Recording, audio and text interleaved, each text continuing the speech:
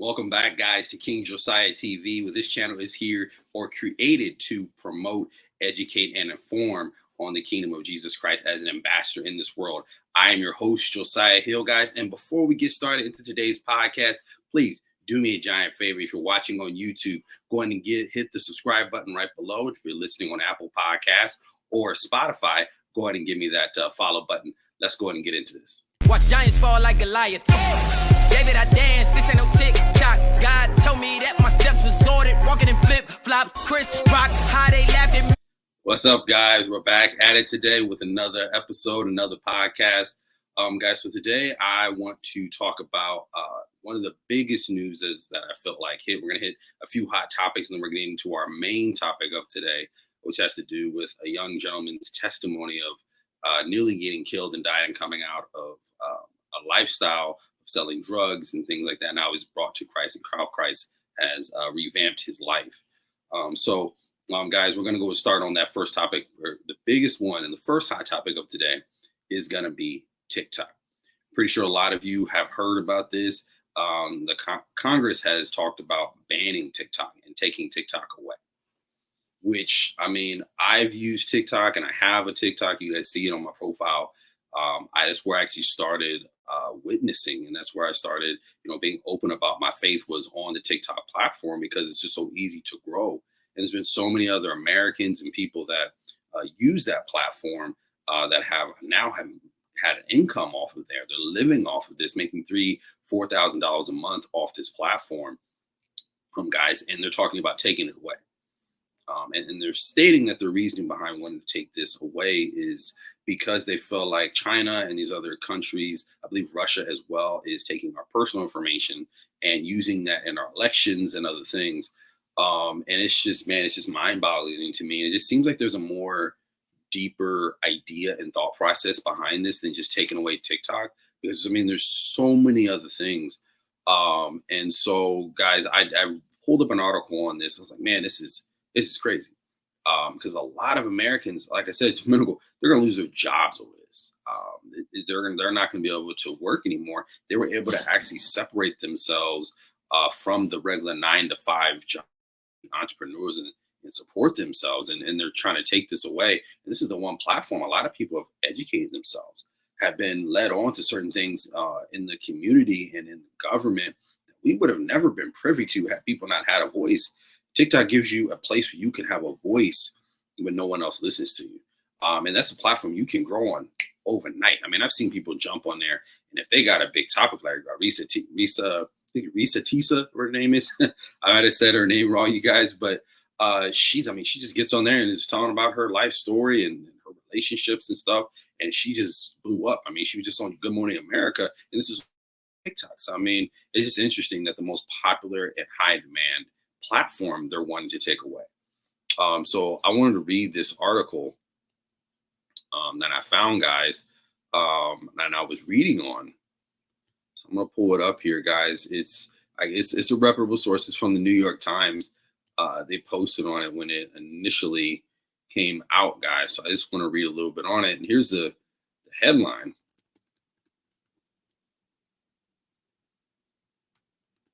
So y'all see that headline there? What to know about the TikTok bill that was passed,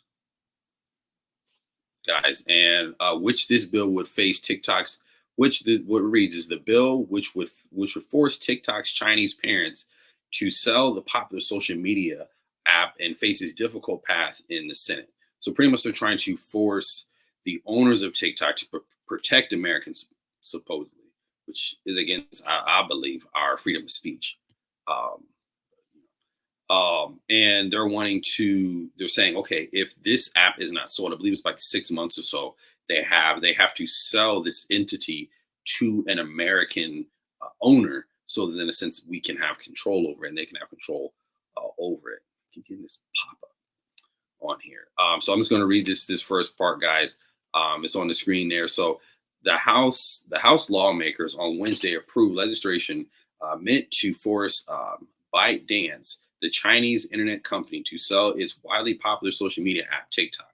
The vote was the latest development in the year-long Cold War between the United States and China over who controls viable technology from computer chips, artificial intelligence. Lawmakers in the White House has expressed concerns that TikTok's Chinese ownership poses as a national security risk because Beijing would use the app to gain access to Americans' data or run disinformation campaign.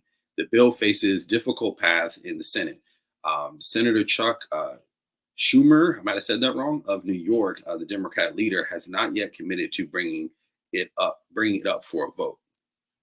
So that's kind of the chunk of the information there. And I was reading a little further here, and this is a little further. They were talking about, it's just some like key facts, guys, because I'm big on being informed on things. I'm big on and knowing your information, because this stuff like this hits the news and it's like wildfire. It goes and goes and goes. I'm going to get into how this relates to our Christian faith, because there's some things in here that I'm going to kind of tie in. But just some more further information, guys. When I was reading through this website here, it says what to know. Lawmakers in the White House have expressed concerns that TikTok Chinese ownership poses a national security risk, that the bill faces difficult path in the Senate. Where is the security risk? And I feel like the only security risk that we have here is information getting out and Americans being privy to stuff that we otherwise wouldn't have known. I mean, to me, that's the only security risk. It's not affecting our election. It's not all these, I think they're honestly conspiracy things, guys. The next one, possible sale. Rumors are swirling that Wall Street is about who could be interested in buying TikTok. The large prices for tag for the app is one of many factors that would limit the number of suitors. I mean, the only person I can think that can maybe do this is like Jeff Bezos, like dude that purchased Twitter and turned it into X. Like those type of people. There's only like 3 or 4 people in America that would have the finances or the wherewithal to do this. And even then, even in that conversation, it's like, when people that made this app, do you really think that they're willing to let that go? I mean, this is the biggest app. I mean, think about it. When TikTok was created, it changed how Instagram functioned. Instagram all of a sudden had Reels. It changed YouTube's long format. They started creating shorts. I mean, everything changed their platform. Even Facebook changed their platform to where it was catered to TikTok and TikTok mimicking, because of how fast TikTok was moving and operating. The next one is China's response. The developers in Washington have not yet triggered a high alert response or retaliation from China's leaders. Instead, officials of Beijing have blasted the bill while largely reiterating common criticisms of the U.S. and popular of China. A call to arms facing possible ban in the United States. TikTok has gambled to deploy perhaps the most powerful weapon. Guys, so that's just some information there on that. But tying that into, faith and in those regards, guys, I mean, I've met a lot of good Christians from TikTok. I mean, a lot of people have got their skepticism and things like that pertaining to it. But I mean, I've seen people become full-fledged evangelists and open their ministries from having this type of a platform, being able to reach these type of people. What the devil means for bad, a lot of things can be meant for good. And even myself, I've linked up with other Christians. There's multiple other Christians that I've created relationships with outside of that platform that even grow my own personal faith and have allowed me to even minister to people that would have never heard my voice had not TikTok been a platform. So I'm going to play this last part here, guys. The actual owners spoke out, and I was like, whoa, this dude. Some thoughts with what he says is, wow. I mean, he really kind of nails in the ground some things that we've been hearing. So the show here just wanted to share some thoughts with our US users about the disappointing vote in the House of Representatives. There has been a lot of misinformation, and I hope to clarify some things. First, thank you to our incredible community. You are what makes TikTok so special. Thank you for making your voices heard. Over the last few years, we have invested to keep your data safe and our platform free from outside manipulation. We have committed that we will continue to do so. This legislation, if signed into law, will lead to a ban of TikTok in the United States. Even the bill sponsors admit that that's their goal. This bill gives more power to a handful of other social media companies It will also take billions of dollars out of the pockets of creators and small businesses. It will put more than 300,000 American jobs at risk, and it will take away your TikTok. We know how important TikTok is to all of you. It has given our 170 million users a platform. Everyone, the show here just wanted to share some thoughts with our US users about the I mean, you just saw right there. I mean, one of the owners of TikTok. I mean, everything that I was just describing and saying, like, man, it's going to take away jobs. It's going to take away businesses and things that have grown themselves on this platform over the span of time that this platform has really just taken off for the last few years. It seems like it's almost like a change of power. Like they want to have control, and America wants to have control over everything. Anything that America can't have control over and doesn't have the ability to be able to circumvent the information that the American public can have, all of a sudden it's a bad thing, which brings a lot of skepticism.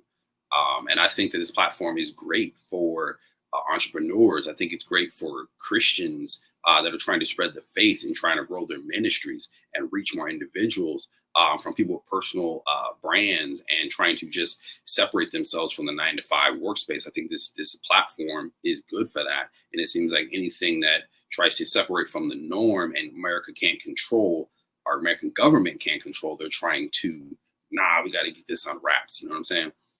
So that's a little peculiar to me. But guys, we're going to get into our next topic, guys, of the day, guys. I got a lot of good stuff. And the next thing that we're going to talk about is John Cena. He was at the Oscars and they had him, and it's crazy, dude. Like, they have John Cena get on stage and he has no clothes on. He's naked. So anybody that's watching this, you got kids around, if you're younger, this next part, you might want to close your eyes. You know what I'm saying? So John Cena, he got on stage and it was almost like this, and a lot of people are assuming it's a part of a humiliation routine from like the elites and things like that, because it's weird. Even in Cat Williams recently said, when have you ever seen a man put on a dress or do things in this manner and not be successful? I mean, John Cena, he recently did I think it was Jimmy Kimmel or Saturday Night Live recently, about a week or two ago, where he was in a dress, dressed up in makeup, pigtails and all that. And then just shortly after that, you see him now at the Oscars coming on stage completely nude, coming on stage. And it's just like, it's just peculiar to me. He's all of a sudden he's a hyper masculine individual. And I mean, he comes from WWE wrestling, you know. We remember all we were kids, you know, watching his stuff and watching him, you know, do his whole routine and stuff. He was a cool guy, but he was like a very masculine individual. I mean, this dude works out. He's got traps all the way up to, you know, his ears, you know, and everything. Like, you know, he's a very masculine individual. In most of the movies he plays in, he's very masculine. It seems like recently it's almost like trying to demasculate him. But let's play this clip, guys, real quick. I don't want to talk too much. We're going to play the clip. I'm going to pull it up on the screen. I'm going to talk about this. And this is the moment at the Oscars when he comes out. Things. I changed my mind. I don't want to do the streaker bit anymore.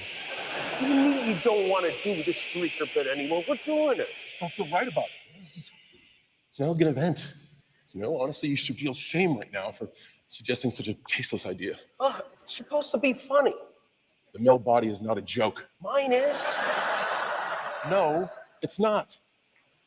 You wrestle naked. Why not? Dude, I don't wrestle naked. I wrestle in jorts. Jorts. And that's the thing I was playing. I used to like about John Cena.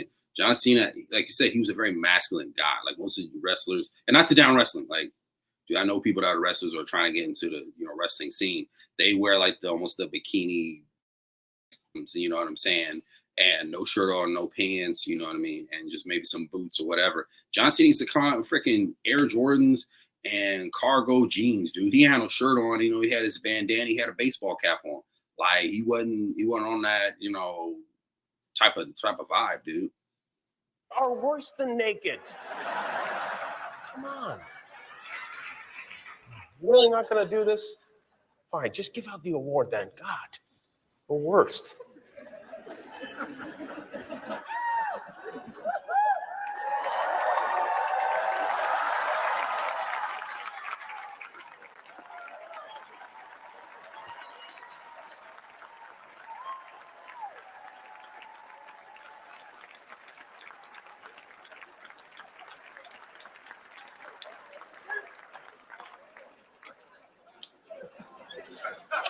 Costumes.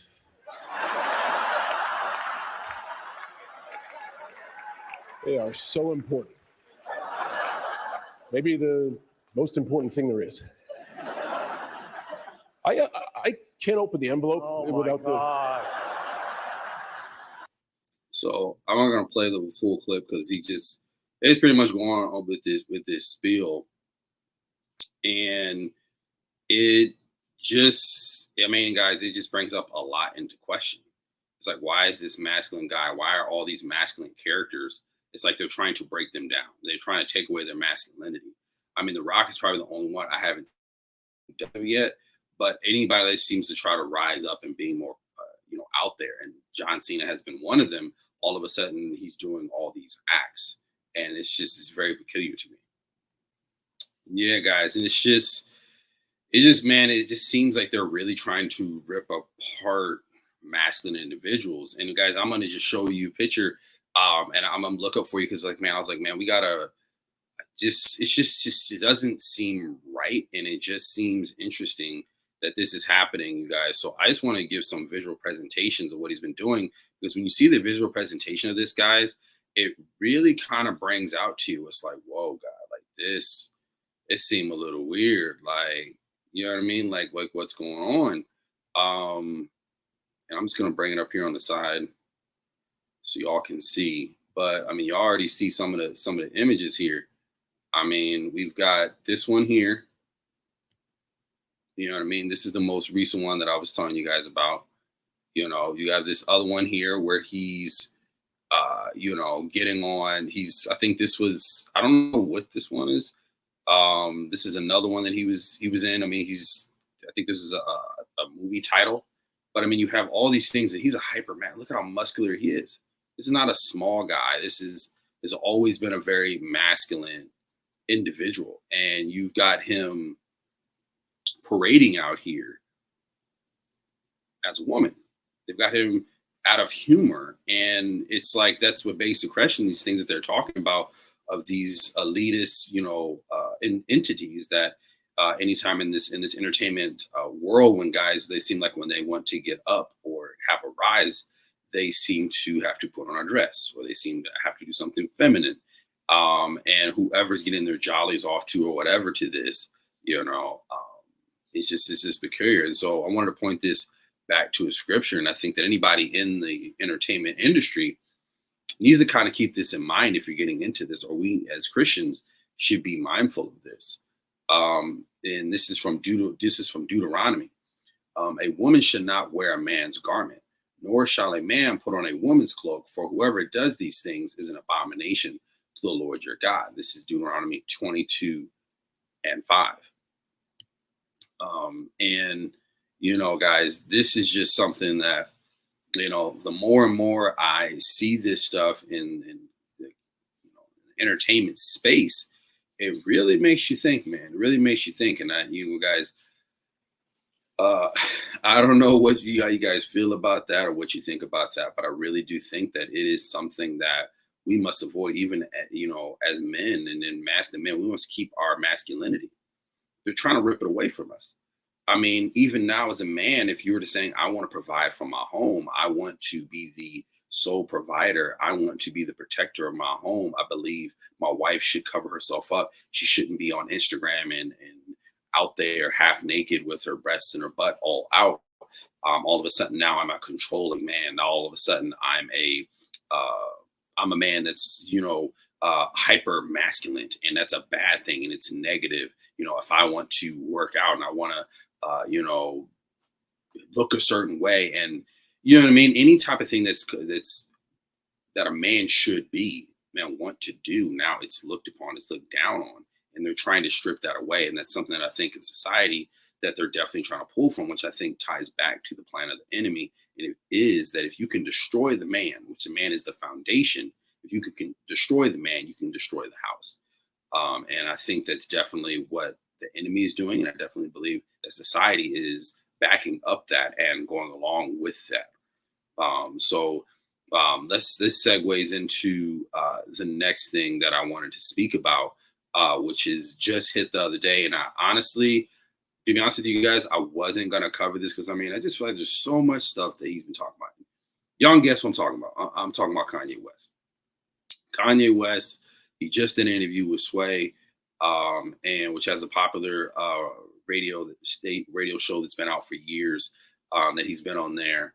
And he just had an interview with him, and I wasn't going to cover it because I was like, man, every 5 minutes Kanye West is being a Christian, and in the next 5 minutes he's doing something weird with his freaking new girlfriend or wife, or he's cursing, or he's calling himself a god. You know what I mean? And it's just like almost like he's trying to profit off of being a Christian. So I was like, man, I didn't want to get that no light. I don't want to get that no attention. But I was like, you know what? I think that I'm going to speak on this. I'm going to shed some light on this situation.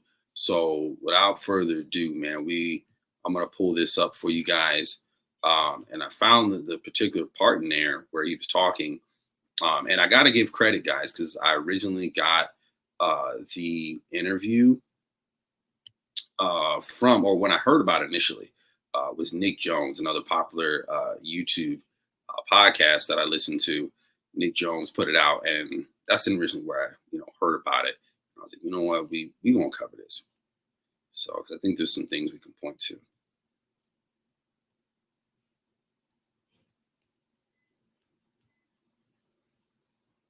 My issues with Jesus. There's a lot of stuff I went through that I prayed and I didn't see Jesus show up. So I had to put my experience in this world, my experience with my children, my experience with other people, my experience with my account, my experience with my brand, and my experience with the level of music that I was dealing with in my own hands. Like a lot of times I just feel like in our society in America, people, Christians, we're depend on Jesus so much that we won't put the word in ourselves. And the main thing that really that I don't rock with is like, it's just always like, I'm gonna pray for you. And it's just like, you can actually physically do something yourself too, more than just pray.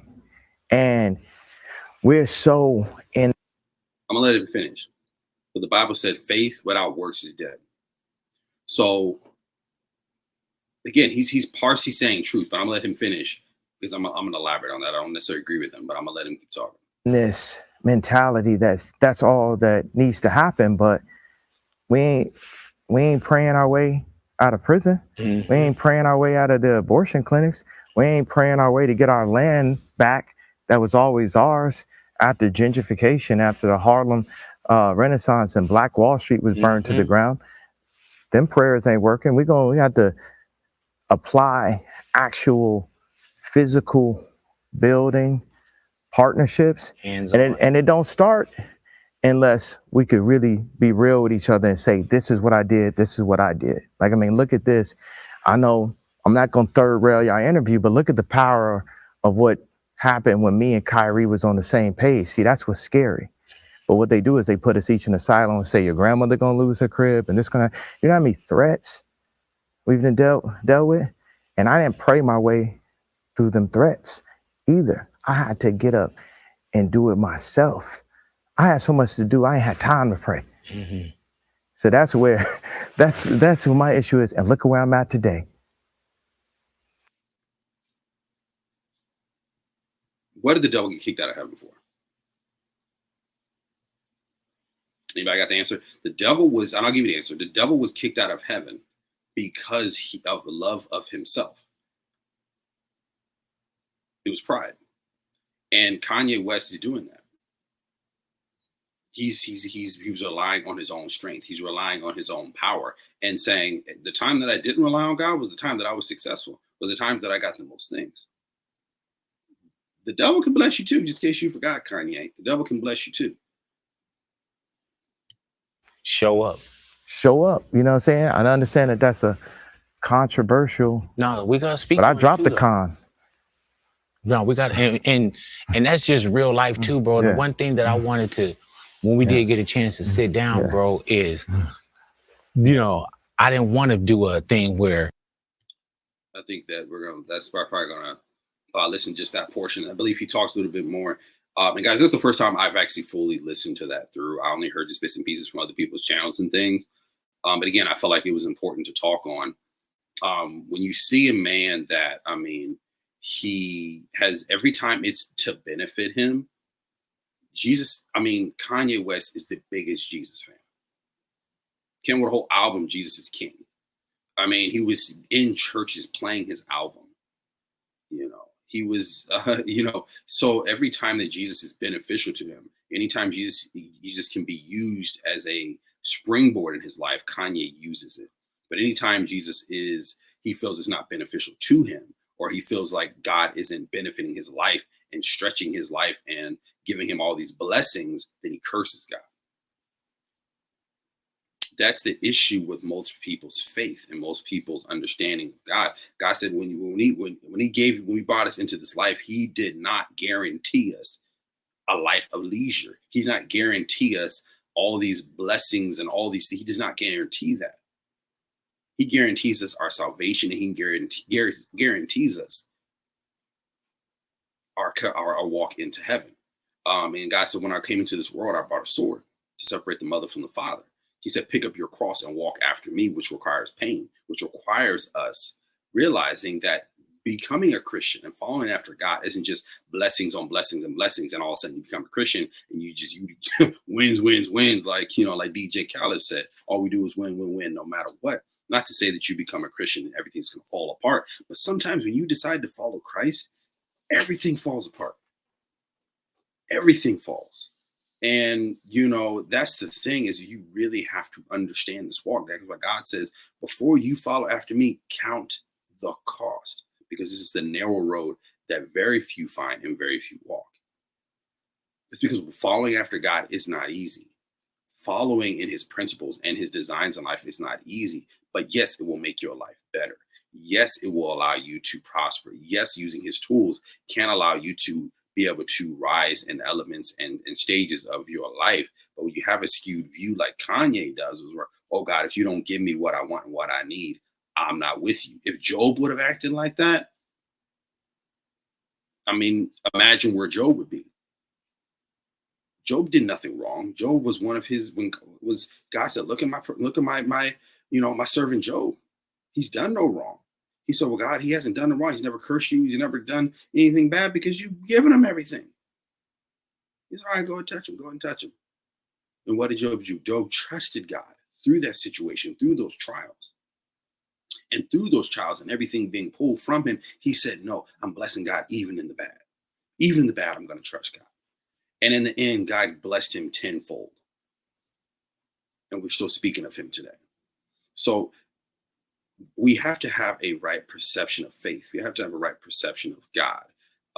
And I hope and pray that Kanye West gets on the right path, but I don't believe that he is truly invested in being a child of God at this point. I don't believe that that's his true vantage point. It almost seems like he just picks up Christianity when it benefits him. I hope and pray that he gets it and gets a true understanding of faith. Because I believe he's had plenty of people around him that can show him that. And maybe he hasn't listened. Maybe he hasn't opened his ears open to it, but I hope he does open his ears to it. And someone preaches the correct gospel to him. He's going to continue to be led astray. So, guys, we're going to get into our main subject today. I'm going to speak on a gentleman, guys, that I recently found. I was trying to find some material this week, guys, and I was just listening to some stuff while I was at work, and this young gentleman's pretty much he had a encounter with God after he was stabbed 13 times. And this young gentleman here, he pretty much, I just put it up on the screen. We're gonna play it here in a second, but he was stabbed 13 times. He was raised in a Christian home. I'm not going to give his whole story away. I'm going to let him talk majority of the time, guys. So you're not going to hear me interluding a lot, but I am going to jump in every once in a while to kind of illuminate on what he's talking about. But his story is so powerful. And we're going to drive a home point towards the end of him speaking, but we're going to let the podcast play through with his testimony. Guys, I hope this blesses you, and I hope it brings you closer to Christ.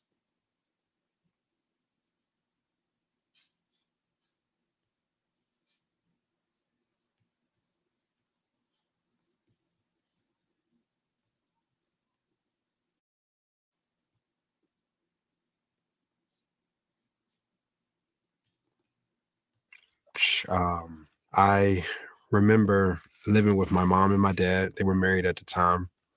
And it was me and my younger brother. And we were going to a Baptist church. And so within the first 6 years of my life, I experienced life with my mother and my father, and they split. But my mother still kept me and my brother going to the same church that we were going to as a family before.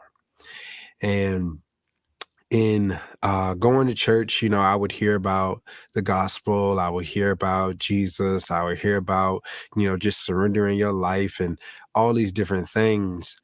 I even, was interested enough to get baptized at a very, very young age. But none of those things really stuck in the way that they should have. And I ended up making some decisions that caused me to go a different route.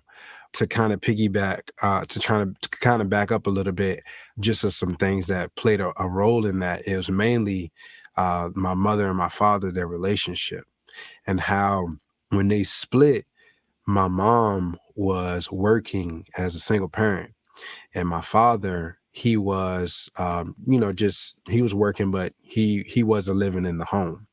And my mom was putting in, extra hours because she had her own hair salon business.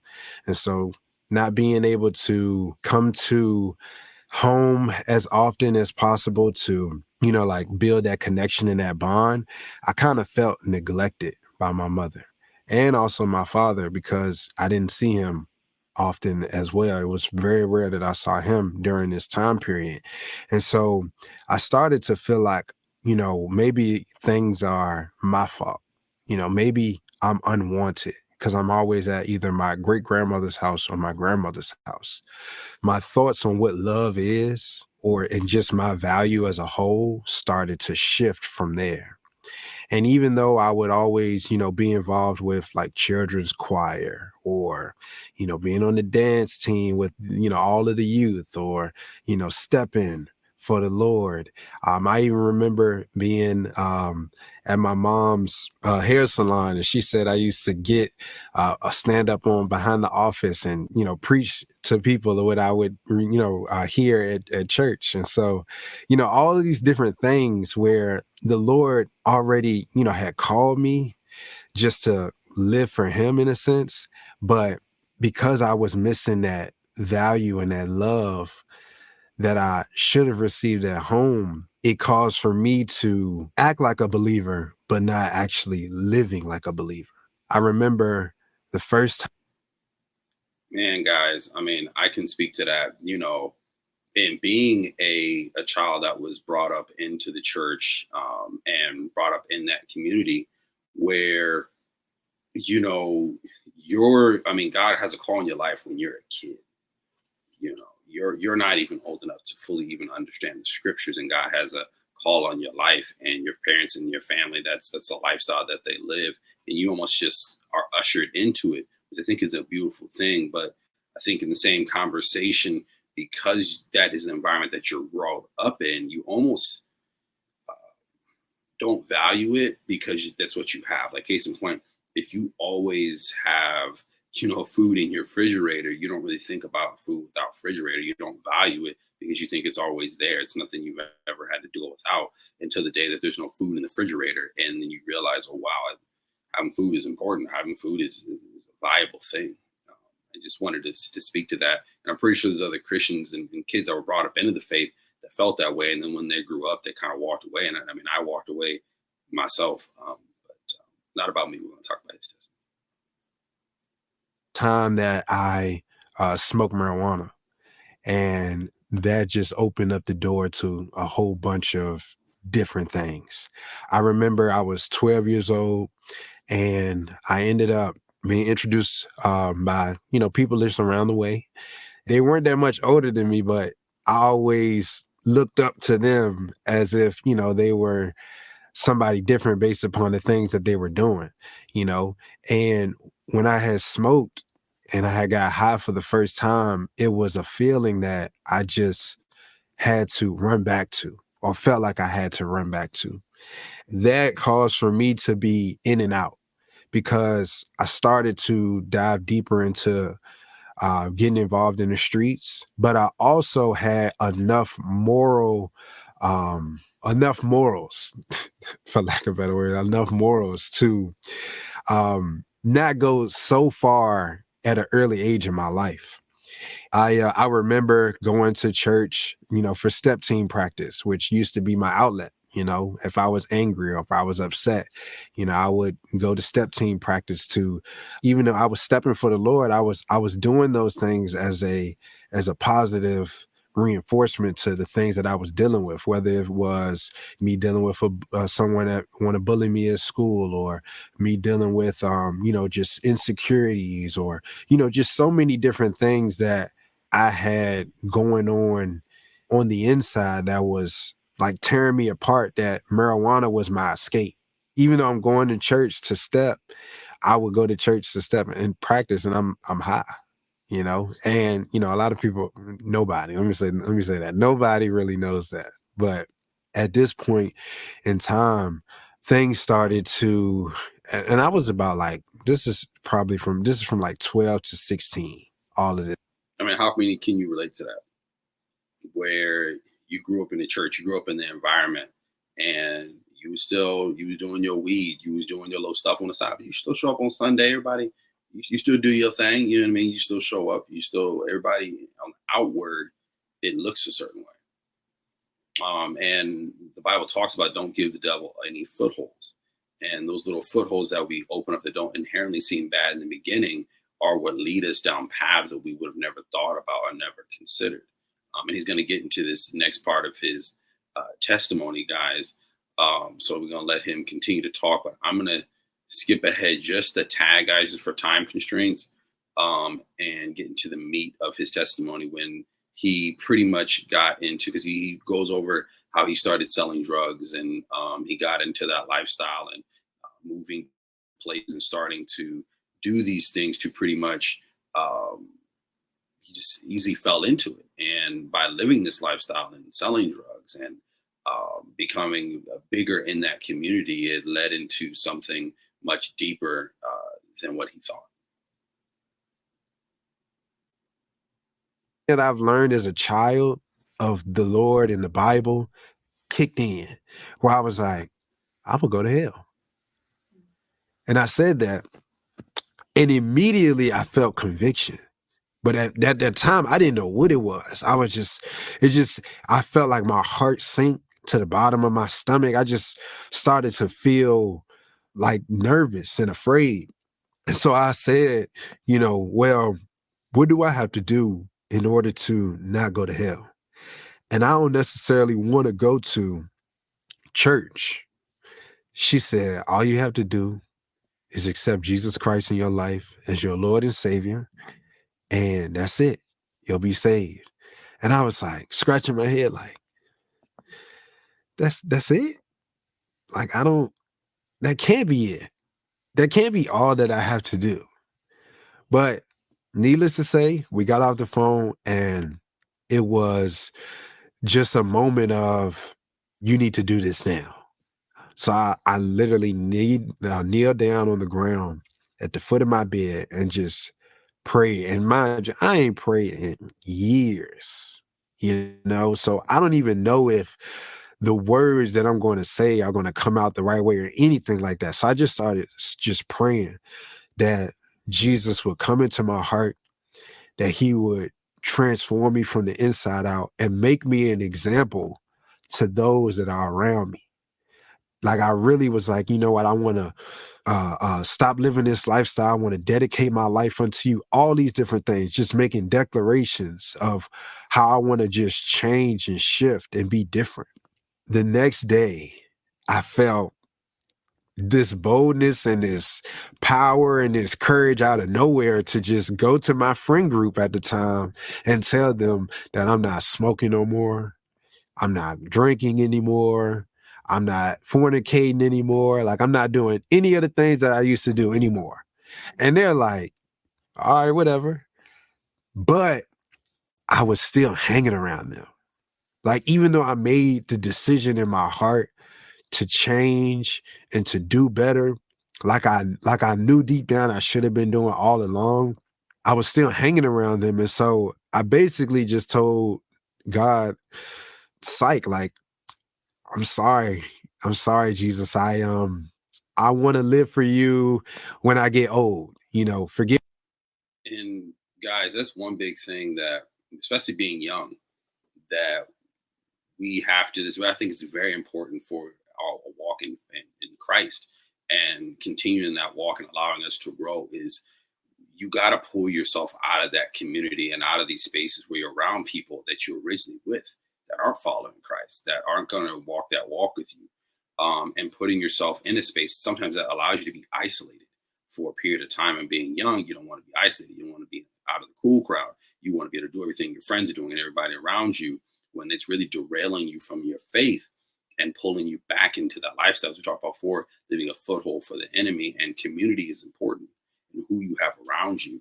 And what's going in your ear gate, and what people are influencing that around you. And we think that, okay, God, we're just going to serve you haphazardly right now in life. But God, hey, when I did mine, you know what I'm saying? When I did everything I wanted to, then I'm a fool, and I'm a like he said, hey God, when I get old, then I'm gonna come after you full fledged. I'm gonna fully live a fully dedicated life. Right now, I'm gonna have you there. I know you there, but I'm gonna do me, and when I'm ready, then I'm a full chase. Get what I said, because the people that I was hanging around were still doing the things that I was telling the Lord that I want to be delivered from. And that just caused me to go into a downward spiral, because even though I wanted to live for the Lord, I wasn't surrounding myself with the right people as well as the environment to grow my faith and to grow my walk and to help me navigate through, just life with Jesus by my side. So I backslid, I went back into selling drugs, doing drugs, fornicating, partying, fighting, anything that the streets had to offer. And I'll never forget the day. It was November 15th, 2013. I had got invited to this house party. And I went to this house party with, the people that I hang with, I ended up getting into an encounter with a guy. So it was like me and two of my guy friends that were with me. And we were standing in the backyard of this house party. A random guy came up to us, and line by line, I'm the third one in line, so to speak, the way that we're standing. And so he comes up to the first guy, and he, daps him up and says, I got blase blah on me, in terms of like drugs he wanted to sell. My first friend was like, no, I'm straight. So then he goes to the next friend and say the same thing, the exact same thing, do the exact same thing. And he goes, no, I'm straight. So then he comes to me. And in my mind, I'm like, if we all together and one of us has denied, what you're offering, then all of us are denying it, like we would have spoken up. At least that's what I was thinking in my mind. And so when he put his hand out for me to shake it, I didn't. And so he took that as disrespect, which it is, in the streets, that's disrespect. He took that as disrespect. And so when he backed up or walked away, I never took my eyes off of him, just because I could feel the tension. But I wasn't really thinking nothing of it, I thought that, it was just normal, at least the way that I was looking at it, my perspective. I didn't think that anything would spark off. Well, what ended up happening was the first friend of mine started to walk. And so the second friend of mine like took a step back and let me walk in front of him. And I'm so close to these guys while we're walking, because he was heading back into the house, that if my friend stepped on my shoe, the back of my heels, I wouldn't have got upset because I knew it was him. Like, that's how close we were in proximity to each other. And so we're walking, and the guy that came up to us is near the door. So mind you, I'm still looking at him. And when we get closer, I see his lips say, "This the dude right here that didn't dab me up." And as soon as he said that, all I saw was a fist come and hit me in my face. As soon as the fist hit me in my face, I was dazed a little bit for him to hit me a second time. So when he hit me the second time, I just made it up in my mind that I'm gonna fight back. Like, I'm not going to get hit anymore. And I remember hitting him as hard as I could. And as soon as I did that, I just felt punches from all over, all different directions.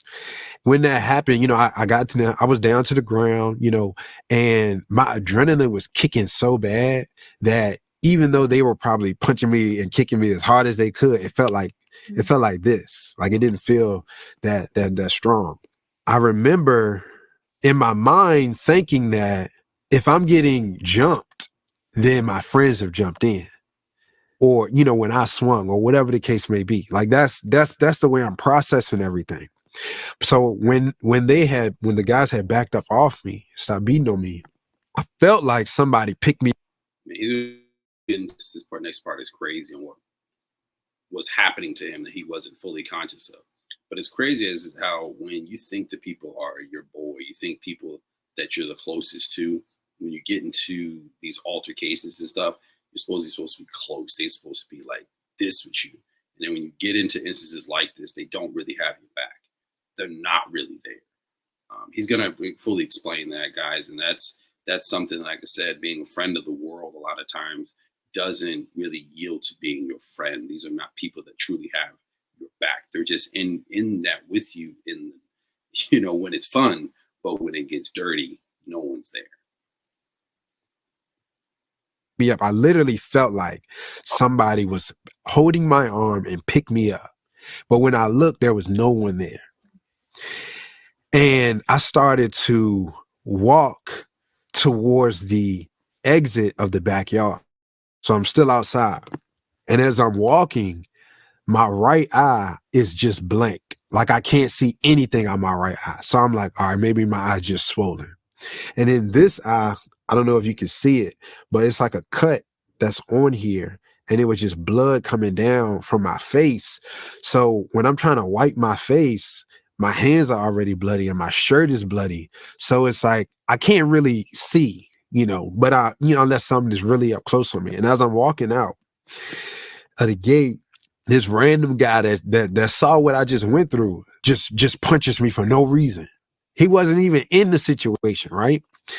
When he punched me, I just heard a voice tell me, don't swing back, because if you do, the same thing is just going to happen. So I just walked out, and I'm walking out, and I hear like people like laughing and snickering behind me, and I don't know where I am. I didn't drive. This is just my part of town. And I'm thinking that, the laughing and snickering, I'm hearing that somebody is about to come and finish what they started. But it was a guy and a girl that were with a group of their friends. The girl had said to me, are you okay? And the first thing that came to my mind was everyone that was with me. I said, where are my people? And the guy, it's just a vivid memory. Like, it's like it happened yesterday. Like, the guy said out of his mouth, he said, yeah, man, where was your people? And then immediately, it's like my heart just broke. I remember calling, because one of the guys was my best friend. I remember calling him when he called me, and I answered the phone.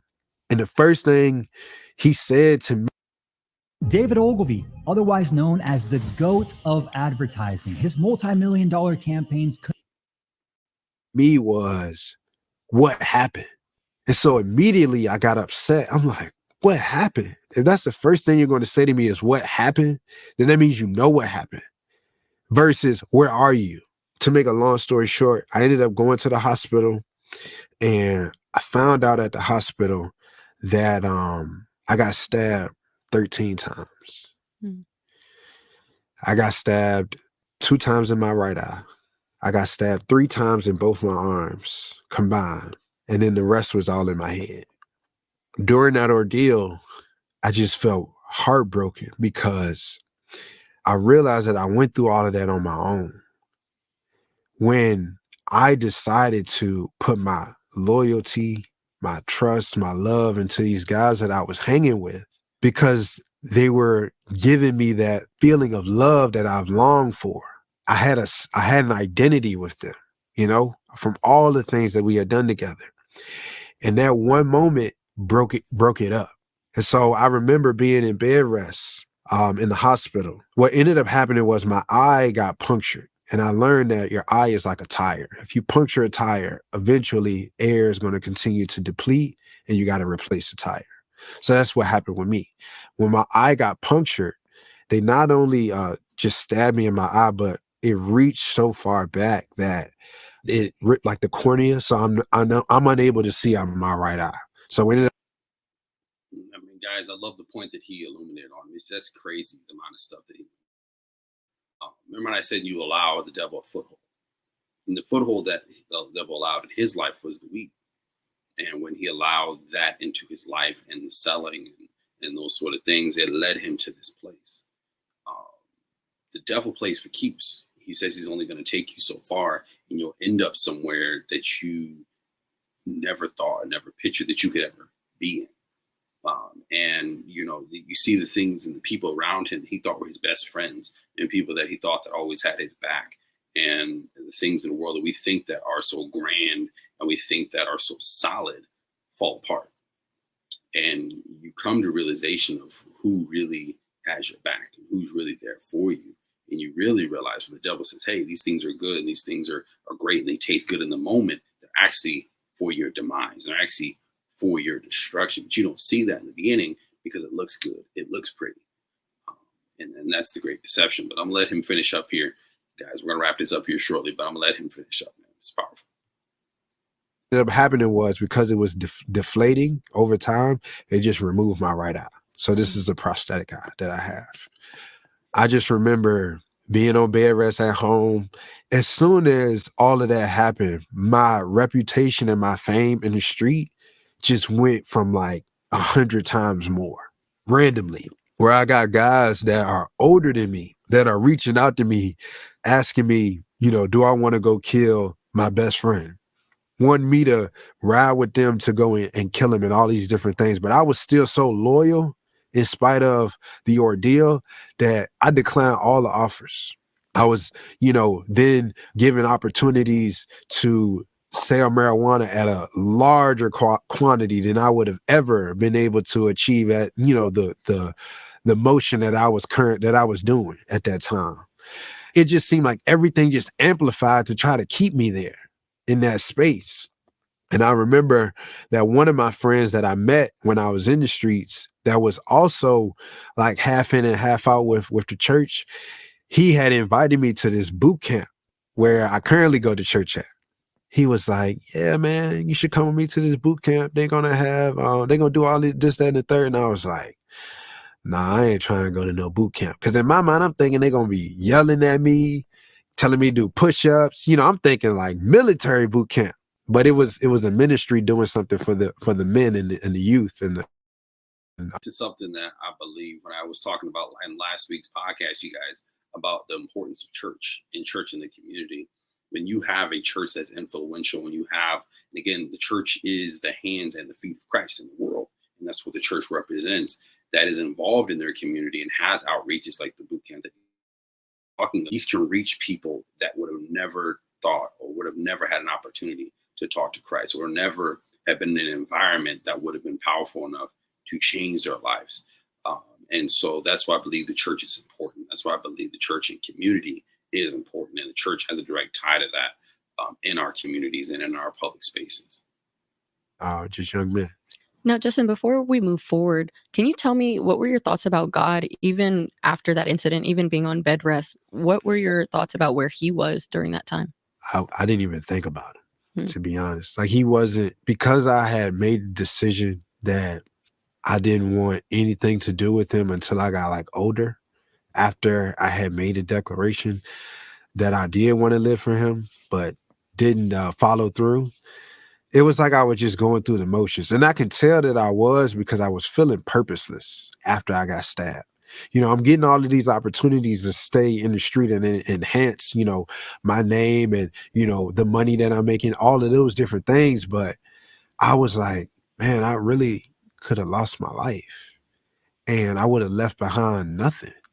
Like, this is what I would have been remembered as. You know, I have a younger brother that, you know, we tight because of the way that we grew up. And I'm like, do I really want to leave this earth? And this is who he remembers me as when I'm supposed. And that's the thing. The devil, he offers us all these things of grandeur and all these amazing things that look pretty on the outside. When in the end, when death occurs and we are separated from the Father and we leave this earth, all the legacy that we have left behind for the people behind us is a paper trail and a trail of destruction that leads them down the same path that we've gone down. And it's a vicious cycle. And that's something that when you're in these moments and you're young and you're living these lifestyles, you don't see it that way. You just see the how pretty and how amazing and glamorous and flashy it is in the moment, and fun it is, but you don't see that at the end there is no benefit, there is no glory. It actually ends in destruction. Supposed to be his example, you know? And I'm like, at the time that I got stabbed, I was 19 years old. You know, I wasn't old at all.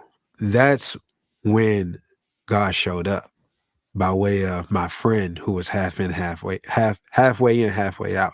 His name is Sam. I'll say his name. His name is Sam. And Sam, he had asked me to come to this boot camp. And I was like, I don't want to go to no boot camp, bro. But he said, they're going to have free food at the boot camp. I was like, all right, I'll go to the boot camp. So I ended up going to this boot camp mindset of that I'm going to be fed, you know, physically. Not knowing that the Lord was setting everything up for me to really like be redeemed. But I will get there. So I remember going to the boot camp and my pastor, he's my current pastor now, but the pastor that was preaching, he was, because we had went to this remote location and it was really nicely set up for the young men to get a different experience of who Jesus is and what the Bible is and, you know, all these different things. And so, you know, during all of the teachings and stuff, I just raised my hand and I was just brutally honest. I was like, you know what? I hear everything that you're saying about how Jesus loves me, how he cares about me, how he wants to do this, that, and the third for me in my life. But when I walk out of these doors, I don't trust myself. I know for a fact, because I did it before. I just said it just like that. I don't trust myself when I walk out of these doors. He just encouraged me to keep on going, you know, but I had a lot of anger built up inside of me. Like I wanted to get revenge on the guy who stabbed me.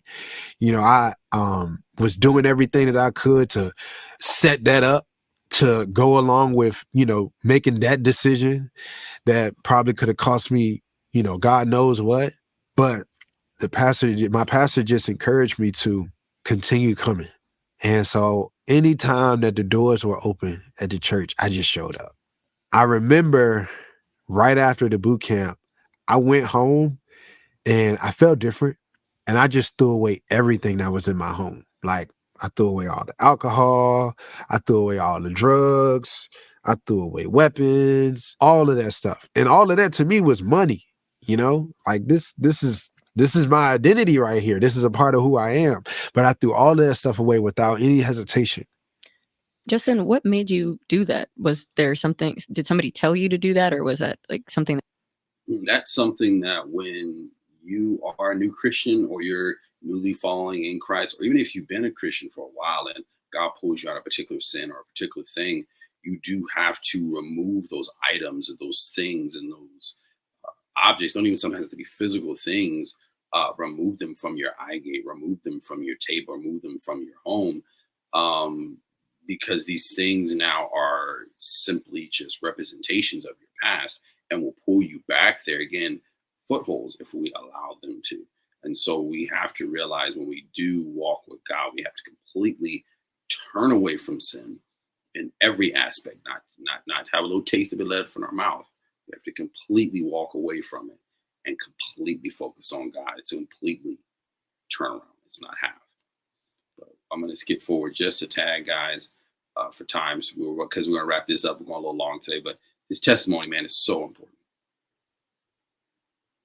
Just the Lord, the question. More than just beautiful dance. It's a touch of the divine.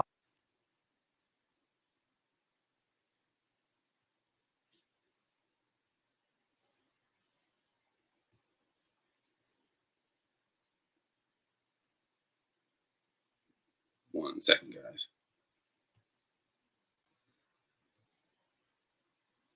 I was asking myself, but I was also asking God at the same time.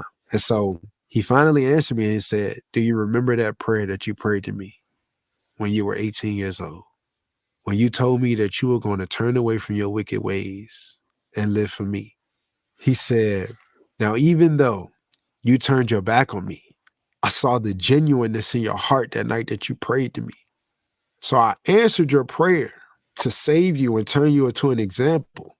But I answered it according to the lifestyle that you chose to live. And after that, I just was like, you know what, Lord, I will never, ever make a decision to turn away from you again. And it's a scripture that he brought me to afterwards too. I can't remember exactly where it is for off the top of my head, but I can quote it.